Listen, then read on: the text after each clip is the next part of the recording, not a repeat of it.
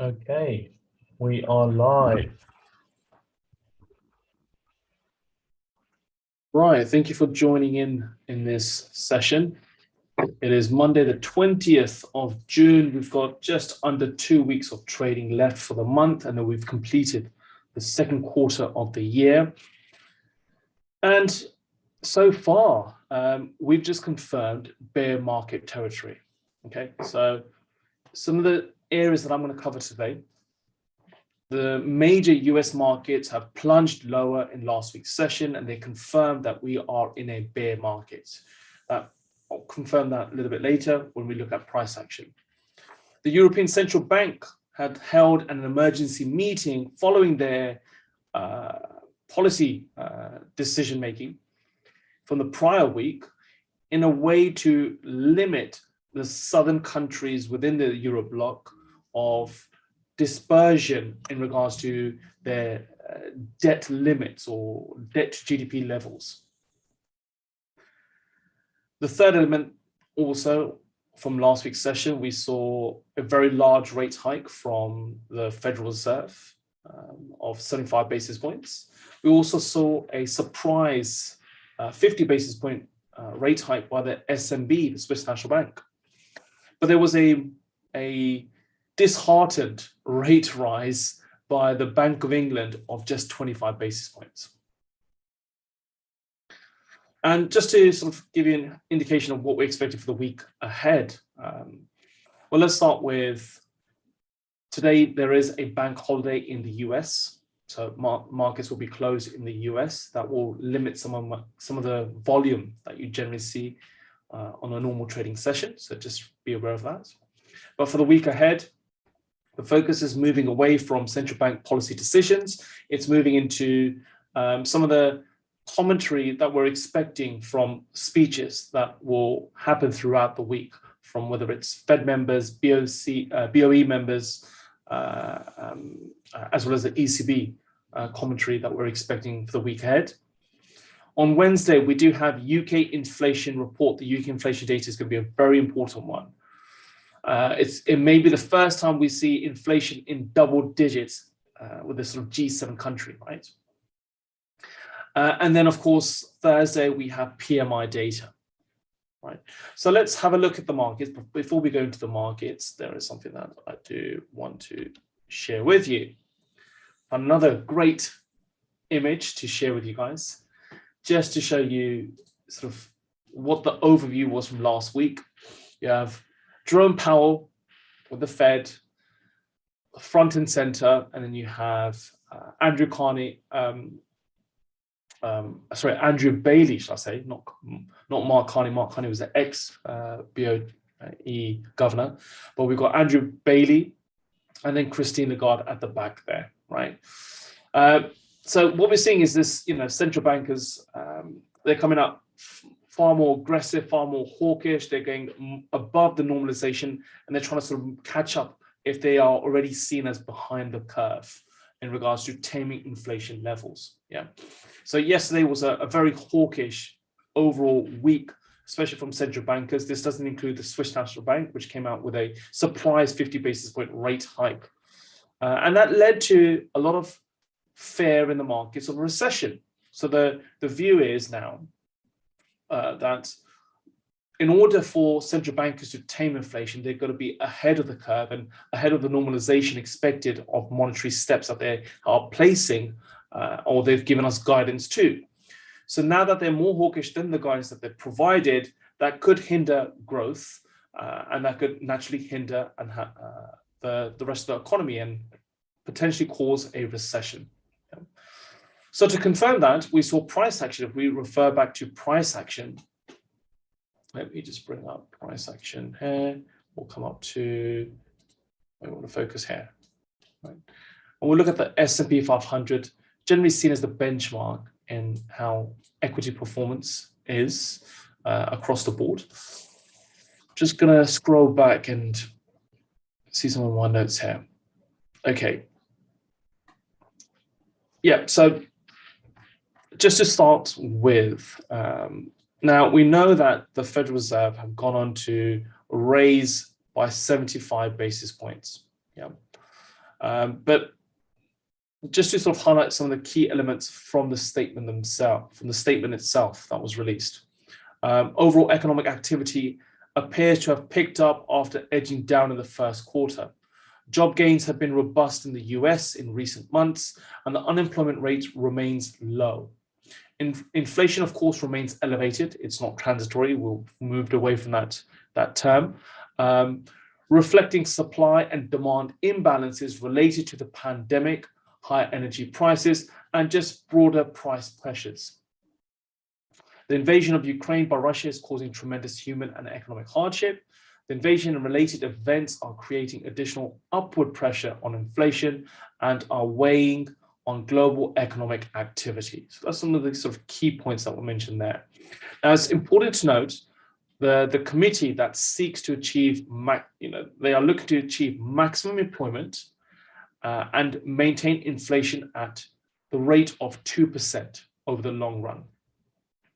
Now, in order to support these goals, the committee decided to raise rates by 75 basis points that we're aware of. They all were sort of, in line with raising rates of 75 basis points. There were one person, I believe it was George.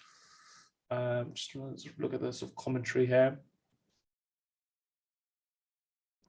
Yes, so it's Esther L. George voted against this action. I wanted to only raise the rates by 0.5 percentage points. Okay, so 50 basis points. So yeah, I mean, overall, what we're seeing is a very hawkish Fed, and we're expecting them to maintain this hawkishness throughout now, right? So in the next, it's very important to remember that central bankers are giving us great forward indication of what they're likely to do in the next few upcoming meetings. Okay. So it's now seen, according to the dot plot, if you review the dot plot, that we will end the year at 3.4%, an upward revision of 1.5% in regards to sort of the last estimate. Then the committee sees the rate rising to 3.8% in 2023. So that's sort of a key point there. But then thereafter, it's likely to come back down. So by 2024, it's likely to come back down within the sort of just under the 3.5% mark. Okay, so we're going to see gradual rate rises up and through into 2023, and then from 2024, we'll see a retreat in regards to rate rises, right? So okay, so moving on from there, something else to mention is that the central bankers have also signaled, so they've not just gone full hawkish in this view, right? They have also indicated that they are reviewing incoming information. They're reviewing incoming information, and the central bank also signaled that further rate rises will be appropriate in the coming months, although they didn't refuse to they didn't confirm that there's going to guarantee be a 75 basis point rate rise in July, even though that's what markets are beginning to price in, right? So it does depend on incoming data. It does depend on where markets are from a labor standpoint, the GDP levels, and some of the sort of key macroeconomic indicators that they view, right? And then just be mindful of the speeches that we have this week. This week, we're expecting a lot of speeches. We've also got Jerome Powell to testify in front of Congress as well. So that's likely to give us a good indication of where his thoughts are, where his views are in regards to the economy. Yeah. So looking at the markets themselves, so just looking at from all-time highs, if I just switch up to sort of a daily time frame, looking at the bigger picture view. Now, taking the measuring tool from the highest point to where we are price-wise. Yeah, so we're seeing almost a 24% move lower, right? And in total, we've seen 24.5% move down to the lowest point. It's retraced somewhat, but we're still sort of in the negative territory. We're still in the bear market territory. Now, if we also look at the NASDAQ taking in from those highs. through to the lowest point, which were 34%, and is in the region of 32.5%.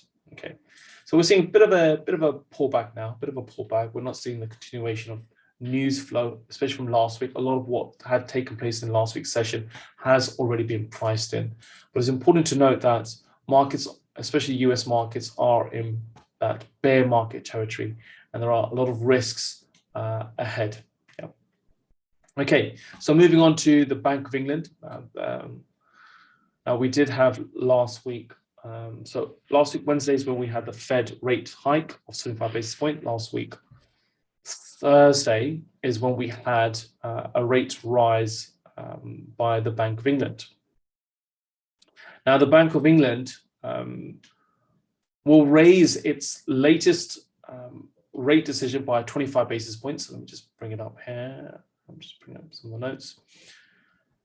Okay, and that's where we've seen sort of a bit of a sell-off in the equity markets when it comes to the FTSE, because of the view that the recession likelihood is increasing. Okay, so now the discrepancy between the two, between the Federal Reserve and the Bank of England, is probably sort of something that I've highlighted here in this image here. Now, what we're seeing is that the central bank is sticking, the Bank of England is sticking to a more gradual approach in line with economic considerations, but it won't do much to alleviate the narrative that we're seeing with inflation, which is now potentially this week set to hit double digits in the UK. So it's that balancing act we're seeing. Is this Bank of England doing enough to tame inflation, or are they not putting it all into it and just trying to stay within normalization, not to go into a recession, right? So that's the balancing act that we're seeing by the Bank of England. And just to sort of, highlight something from that, right? So, we know that the Bank of England are sticking to a more gradual approach in raising rates to be in line with economic considerations. But this narrative is not helping, because inflation is likely to set double digits. It could be somewhere between 10 to 11% this week. And of course, you got the rise of cost of living crisis that we have. And we're only expect that to continue to exacerbate for the rest of the month and the upcoming couple of months potentially. So the upcoming few months is likely to be, there's a lot more worse market conditions ahead. Now, the Bank of England has done very little to change the overall outlook, as we've seen, because their appetite to keep hiking remains at small increments, even though we've had 5 consecutive rate rises since last year, December. But the likelihood of a recession is definitely gaining. Okay, so that's the key risk there, is that the recession may begin in the UK markets. That's what it's looking like at this moment. So there are 2 positive elements that we could take away that allow the Bank of England actually to raise rates and not go on to pause rate rises, because they've already had 4 previous rate rises of 25 basis points. The first is the job market in the UK is actually quite buoyant, right? It's actually remaining at low levels and sticking to around those levels, and bonuses coming out quite positive. Average hourly earnings and bonuses are coming out quite positive. The other side to it is that we've seen a £15 billion extra government stimulus, which is what allowed a further rate hike to occur in the Bank of England. But in the upcoming week, meeting, the next upcoming meeting, there is a lot of uncertainty of what the Bank of England is likely to do. And the pound has struggled on the back of a wave of, we've seen some very poor economic data moving away from, we're talking about the jobs market, we're talking about industrial production, manufacturing production levels, and PMI data that we've seen in the last few weeks have all come out worse than expected, right? So just be mindful of what the Bank of England are likely to do in this scenario, right? So since that meeting had occurred, if you look at some of the views out there, and just looking at some article headlines, a lot of them have been criticizing the Bank of England. Okay, there's been a lot of criticism towards the Bank of England. As you can see, the Bank of England's credibility is now at risk. Credibility is now severely compromised. This by the FT, the Bank of England, accused of going soft on inflation. So it's almost the market participants want there to be a much larger rate hike just to tame inflation, but the Bank of England are unwilling to take that step, right? Just in case that may hinder economic activity, which will lead into a recession. That's the sort of the cue that we're taking from the Bank of England and what market participants are expecting from the Bank of England. So it doesn't seem that the Bank of England has fared well when it comes to giving the market what it wants, what they want to see. And that's why we're seeing equity markets fall. And at the same time, sterling, pound is not faring any better either. Okay, just remove that for the time being. Okay, so moving on. Now, if we look at the DAX and we look at sort of the European markets, now, when it comes to the European markets, the ECB, that's what we're going to follow. The European Central Bank and the chairman of the European Central Bank is Christine Lagarde, who is head of IMF at one point prior to this role. So markets are now beginning to anticipate that the ECB will be dragged into faster rate tightening, okay, faster rate hiking and quantitative easing tightening, okay, of QT, quantitative tightening, should we say. Now, traders are now beginning to price in 190 basis points of higher rates by year end. Okay, so that's up from 140 basis points, what was pre-ECB meeting, the pre-ECB meeting. The ECB have also announced their intention to mitigate some Eurozone fragmentation. I'll probably cover that in a moment or so. But just looking at overall looking at the ECB. Now, when you're referring back to the ECB, the key focus there would be is an indication to what they're going to do in regards to their rate, their quantitative tightening, right? So the first sort of element there is that the ECB gave they leaned more hawkish direction in the most recent policy decision making that they've outlined. So the ECB policymakers have leaned more towards the hawkish side, and they're giving an indication that they are signaling towards a rate hike, and it's imminent. It's expected that there may be a rate hike in the next upcoming meeting in July, right? And also President Lagarde has opted for language that is consistent with tighter monetary policy, where she's previously been very dovish. There's been a number of ECB officials have also signaled the need for higher interest rates and are more hawkish than Christine Lagarde. And of course, we know that inflation is the key issue, the key focus in the Eurozone. And you can see a number somewhere between 8.1 to 8.9% of the Euro bloc and the Eurozone in total, right? Now, as inflation has already topped the 8% mark in the Eurozone, what are they likely to do? So what we do know now is that the expectation for the ECB is that they have announced that they are looking to end their bond buying program and the net asset purchases that will be completed by the end of the month. They're going to be ending those asset purchases, will clear the way for interest rate hikes, or a combination we may see of a small gradual rate hike as well as the ending of their bond buying program. Yeah. So that's what's been sort of guided at the moment. So we now know that in the July meeting, we're expecting a 25 basis point rate hike and the end of their bond buying program.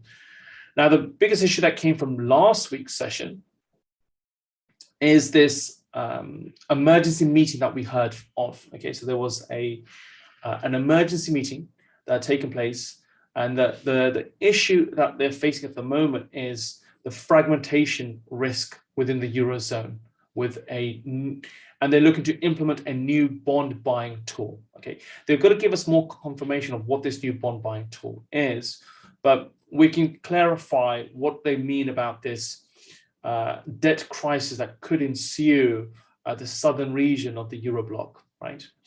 Now, fragmentation risk, and then what they want to create is an anti-fragmentation risk tool, is what they're looking to do. So what is this fragmentation, this bond market fragmentation that we're seeing, right? So on a basic level, so in a currency union with sovereign states and budgetary discretion at national level, there is no reason to assume that sovereign bond yields are identical. Yeah. So asset pricing theory suggests that sovereign bond yields depends, among other things, on the expectations of the country's willingness as well as the ability to repay its debt. If this expectation differs across countries owing to differences in their idiosyncratic factors, such as obviously debt to GDP ratios, budget deficits, or long-run growth estimates, then the yields will diverge. Yeah? And to compensate, investors for the risk they take will get obviously paid a greater yield, obviously, right, for the risk that they're taking with the country that they're buying the bonds from. Now that could cause a significant fragmentation issue in the Eurobloc, and that did occur in 2011 through to 2013 when we had the Greece crisis at that time. There was an Italian crisis at the time as well. And we've seen some of the same names and same rhetoric coming along now. So that's the biggest issue that they're facing, that they didn't have a tool back then in 2011, 2013. But this is something that they're looking to indicate and give us more indication of what this type of tool is. Something that they've suggested is some of the windfall that they receive from the bonds that they hold, some of that will be paid into, some of that will be used. But again, we need to hear more about this fragmentation, anti-fragmentation tool that they talk of, and that is likely to come up sometime soon. So we're likely to hear more of that this week. Yeah. Okay. So we've covered some of the sort of key markets there in regards to Federal Reserve, Bank of England, and of course. We looked into the ECB, and that covers the equity markets. Okay, so that mostly sort of cover the equity markets there. Now, something else that I wanted to also discuss with you is the oil markets. We've seen that the oil markets not so well as we've seen in price action. So let's bring up a full screen of the oil markets. We might drop down to this lower time frame. Look at the 1 hour time frame. So from where we reached those highs, and those highs being around the 128 handle. So we saw strong resistance around the 124 handle, not 128, 124 handle. Okay, so strong test twice at the 128 handle, then a sharp fall. We've broken those price support levels, right? Then a retest around the 118, 119 handle, and another move lower down to the 110 handle. And we're holding support around the 110 handle. So why did we see a sell-off in the most recent, trading days, in the most recent trading sessions? There has been no specific idiosyncratic news that's come out in regards to the oil markets, but I'll lay out some of the catalysts that are driving market conditions. But overall, it was due to the sentiment that we've seen impact markets globally in regards to recession. Okay, so most of the sell-off was centered around concerns on the global economy. And it's obviously fueled by the various rate hikes that we saw in the previous week and the knock-on effect on global demand if a global recession were to materialize, right? And that's what we're seeing, right? If there is a recession, naturally that's going to have an impact on the amount of demand for certain goods. And that could also be oil in this case. And that's what we've seen, oil markets retreat, testing back down to the 110 handle. Do remember that liquidity is likely to be lower into the markets as we go into this long bank holiday US weekend as well, and Mondays being offline as well. So, as you could see, some of the profits being taken a little bit earlier, some of the risk taken off the table before going into the long weekend. But let's focus, one of the sort of key areas to focus on is, of course, the supply chain side. right? That still remains an influx for oil. Now, the supply continues to be affected by, we've seen now, unrest in Libya. Of course, the conflict in Ukraine, which has led to sanctions to cut off Russians' oil exports, is another sort of huge element to it. And also OPEC's ability to reach their targets for higher output, given the load is being spread across all producers. Some of those producers are struggling to match their existing output targets, let alone the new targets that they're setting themselves in the upcoming months as well. So that is also sort of, the amount that's being produced and put into supply. Then you've got the added US SPR, those reserves that the US holds being sort of put into the market, which continues to be depleted. But at some point, you're going to see the US market wanting to replenish their SPR levels as well. Yeah. So those are some of the key factors that you can take away from the supply side of things. But if you look at the demand side of things, the key focus will be, of course, China. That's where you've got to really put your eye on, is on China.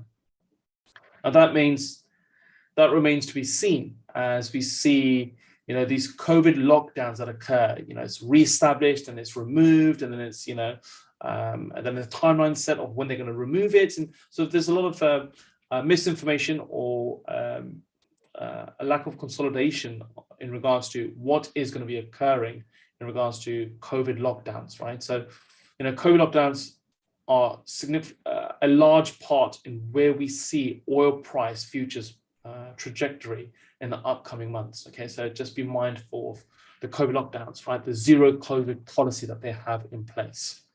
As we've seen in the most recent weeks, a reestablishment of some of the restrictions in some of the regions within China.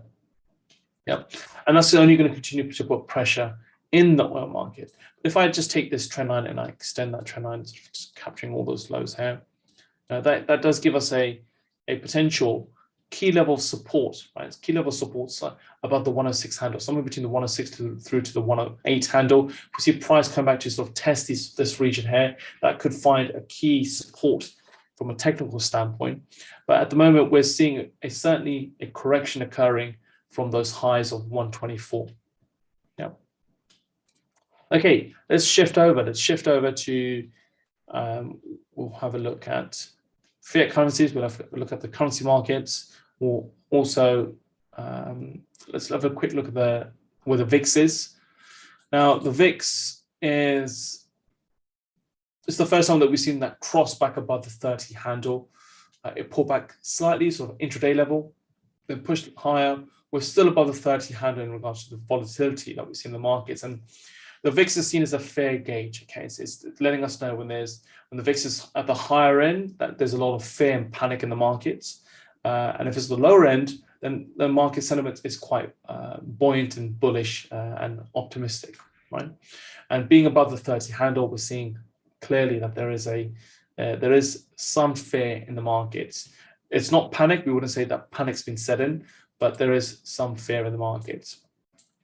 Now, if we're looking at currencies and sort of an area of focus in the last couple of weeks, certainly is going to be the Japanese yen. The Japanese yen is going to be in focus. We can see the dollar strength retreating and regaining back to this 135 handle. So retest the 135 handle, showing a lot of yen weakness overall.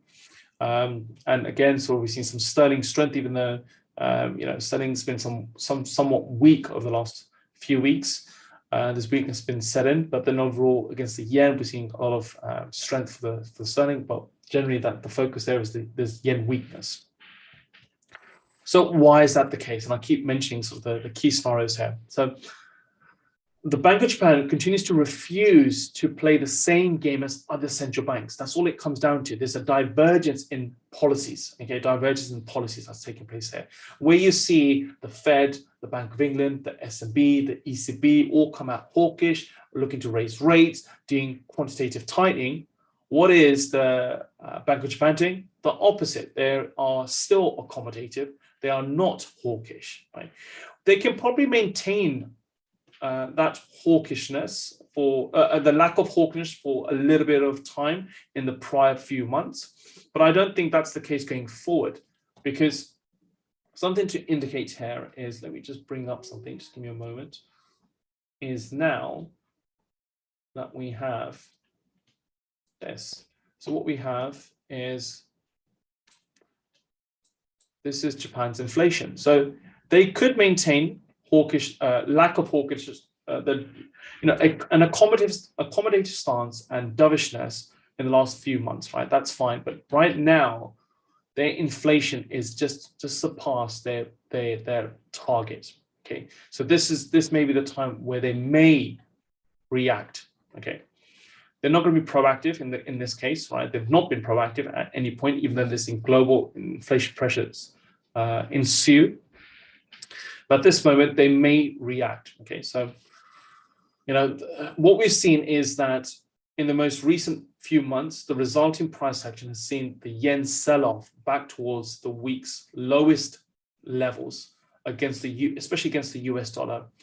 It's at a huge difference now. It's back to a difference of where it was in 1998. Okay, so this policy divergence is continuing to play a strong hand, but with inflation being tested right now, market participants are focusing on the yield differentials that weigh heavily in the US dollar's favor. So even though we've seen in the most recent meeting, the BOJ in last week's meeting come out in a very, they are still committed to easy policy, right? Despite what's going on with major central banks. But they have, for the first time, indicated that they are paying attention to their currency price, right? Being at this 20+ year difference against the dollar. They have insisted on maintaining their yield curve control, their YCC, okay? And that means that they want to maintain a yield between a certain sort of barrier, certain sort of bracket, shall we say. And whilst that yield is now testing the upper bracket, the upper level of their YCC, their yield curve control limits, they are now applying daily operations to defend the yield cap by buying government bonds. This takes place on a daily basis. They're not buying just any single bond, they're buying a mixture of 2s, 5s, and so on, right? So they're buying a variety of government bonds with different dates to ensure that the yield stays within the yield curve control that they're looking to maintain, okay? That's the sort of the greatest risk that the yen has at this moment.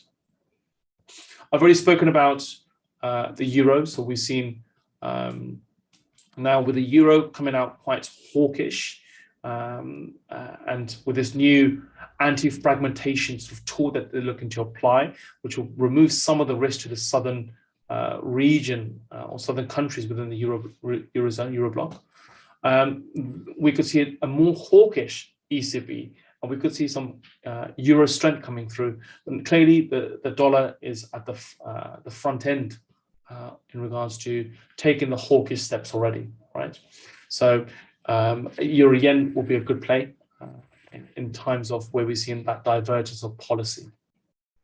We've spoken about the sterling. Sterling expects to continue with a weakness, and that's because that the market participants are seeing that the Bank of England are not doing enough to tame inflation, and we're seeing potentially this week double-digit inflation. That's going to have a negative impact in the pound. Certainly, that's one to review in the upcoming week. Now, coming over to some of the other markets that I'm not going to show from a technical standpoint, but we'll touch on them. The Australian dollar is trying to do its best to do better. This is after we've seen now a wave of US dollar selling post the Fed decision. But we have seen better round of Aussie data, such as the employment numbers coming out much better than anticipated, right? Still, against the US sort of equity markets, ultimately, which dictates the flow of sentiment. It dictates the flow and dictates sort of the sentiment in the markets. That's where sort of we may see some hindrance to the Aussie dollar. So just be mindful of that. With the Canadian dollar, a lot of the biggest concern for them is house prices. which has revealed some certain, a large number of cracks in their massively over-leveraged real estate sector. Now, is that going to be sort of the nail in their coffin as such, where that could be sort of what tends to put them into sort of a negative territory and a lot of recession sentiment coming through there. The New Zealand dollar has been also under pressure of late, but has managed to recover out of the most recent week lows against the dollar, most certainly. But yeah, that's about it in regards to that. Okay, so looking at the week ahead now. So if we're looking at the week ahead now, as I've mentioned, that one of the sort of key focus is going to be, of course, the UK Consumer Price Index. What I'll do is I'll bring up. Okay. This is for this week, right? So as I mentioned, one of the key focus for us is going to be the CPI data that we have for the UK coming out Wednesday at 7 a.m. So it's an early one, UK time-wise. So this will give us a good indication if we hit the double digits, and will put a lot of pressure in the pound. Another element will be, is of course, we have Fed Chair Powell to testify in front of Congress. That will begin on Wednesday, right? And that follows through into Thursday as well. Thursday is going to be an important day. We're going to have global PMI data releases. So we're going to have a lot of PMI data being released on Thursday. Throughout the week, do note that there's going to be a lot of speeches from central bankers. So it's something that you need to keep in the loop of. So for example, we do have today ECB President Lagarde to speak. We've got MPC member Mann to speak as well. ECB President Lagarde will be also speaking, and Bullard. Lagarde, but also we have Bullard, FMC member Bullard will be speaking this afternoon. Just remember that there's going to be speeches throughout the week that you need to be sort of taking note of. What you're going to be looking for is a move away from their policy stance. Okay, so we already know that there's going to be aggressive rate hikes being put into the market, but are they coming out more aggressive, more hawkish, or are they coming out a little bit dovish than previously anticipated? That's what you're going to be watching out for when it comes to those speeches. So something else to reflect on from the weekend, is let me just move this out of the way. All right. So we did have Janet Yellen speak over the weekend. In the last few weeks, she's been quite proactive in her commentary. And one of the sort of key indications in the last few weeks were her taking back that she and claiming that she was wrong in regards to stating that inflation was transitory, right? But over the weekend, she's come out that a recession in the US is not inevitable, but the economy is likely to slow. Right? She expects the economy to slow down as it transitions to stable growth, and this is something that she mentioned on the ABC network. And she doesn't think that a recession is at all inevitable. She did concede that clearly inflation is at an unacceptable high level. And that's what she suggests is attributed due to the war in Ukraine, which has put pressure on energy and food prices. But she did not believe a drop-off in consumer spending is likely the cause of a recession. So the US labor market is arguably the strongest of the post-war period. That's what she's mentioned, and we know that's a fair comment. But she's predicting a slowing of inflation in coming months. Okay, so that's what we're looking for, and that was what was anticipated in the last CPI data, but that's not what came out. Okay, so the question is, that's what we needed, is data to confirm that inflation is beginning to slow, beginning to cool off. And we've not got any indication of that. And the next one to focus on is, of course, is for the upcoming week in regards to UK inflation reports. So we know that it is clear that the Federal Reserve were initially too slow to tame to slow the tapering in its easing program, and because of that, because of the 2020 pandemic and they didn't slow down the tapering that they put into and the stimulus that they put into the market. The global economy is paying. It's paying the price now in the form of a runaway inflationary pressures. And the risk is now that is the Fed able to be aggressive enough at its next few meetings to put the inflation back into into a receding effect? Okay, that's what we want to see, is inflation receding over the upcoming few months. That's the biggest sort of question there. Another sort of key point to take away in the next few weeks is, of course, we're going to find out the US GDP figure for the quarter. Now, two negative GDP figures tend to quarterly figures tend to confirm a recession. Okay, tend to confirm a recession period. So that's what we're going to be looking for in the month of July.